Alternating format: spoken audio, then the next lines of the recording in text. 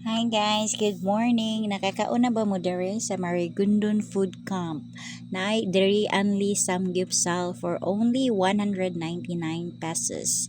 Sulit kay siya guys. Kay aside sa samgyeopsal, na sila'y sabaw, na sila'y laing-laing klase sa rice, napod sila'y dessert, na sila'y katong kimbap, mamaw nilang mga rice o fried rice niya. Sayo pa maminian ni mga 4. Ang ilang opening is 4 p.m. to 9 man ata. Na mga kimchi, mao ni siya. Sulit ra gyud kay imong 199 and then lami pud siya especially sa ilang chicken.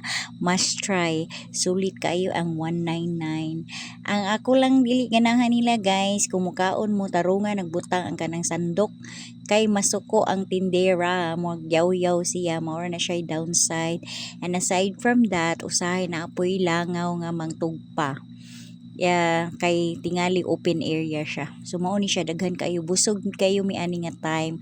Dili ni siya mailhan no kay located ni siya actually along the way ra ni siya sa crossing sa Marigondon before sa DIY ug sa kaning Emloler sa Marigondon. But dili siya mailhan kay ang daplin sa daan ang parking lot Manila. Taas dako kay nya kani siya ang sudlon nun.